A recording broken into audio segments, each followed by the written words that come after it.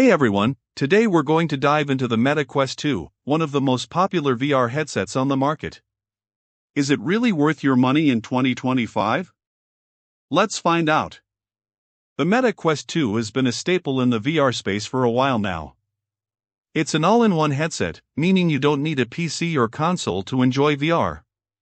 But with the newer models out now, like the Meta Quest 3, how does the Quest 2 stack up? Let's start with comfort. The Quest 2 is fairly lightweight at about 1.1 pounds. You'll notice the head straps are flexible, but after extended use tension can become apparent.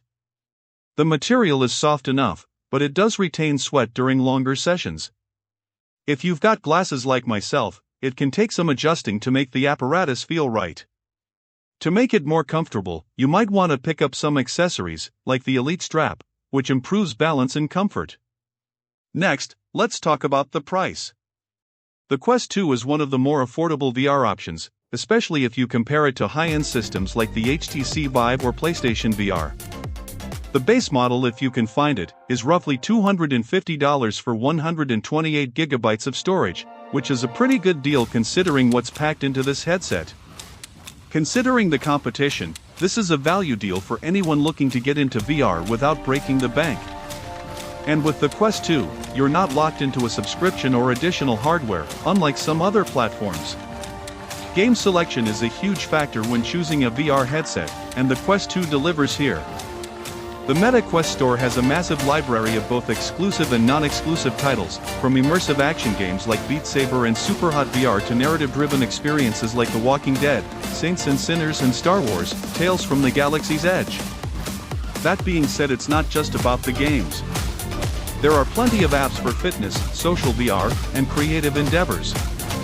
Where the Quest 2 shines is its versatility. You can play VR games, watch movies in a virtual theater, or even connect to your PC via Airlink for even more content if you want to access Steam VR games. The library isn't as expansive as some PC VR platforms, but it's still very solid for the price.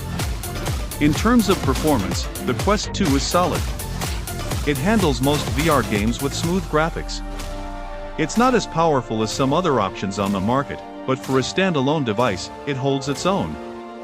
You might notice the occasional stutter in some demanding titles, but overall, it provides a smooth experience for the vast majority of games. As for durability, the Quest 2 seems fairly well built, but like with anything, it's not immune to wear and tear. The device itself feels sturdy enough to handle routine gameplay. Just from observation, the lenses seem susceptible to scratching. Battery life is decent, offering 2 to 3 hours of playtime on a full charge. Alright, so is the Meta Quest 2 worth it? If you're looking for an affordable, easy-to-use VR system with great game variety and solid performance, then absolutely.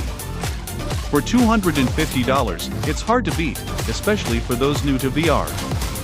It's not perfect, comfort could be better, and the performance won't match other high-end options available, but for the price, it offers one of the best overall VR experiences. If you're okay with a few trade-offs, this is still a fantastic choice. Thanks for watching. Let me know in the comments if you think the Meta Quest 2 is still worth picking up in 2025, or if you'd go for something newer.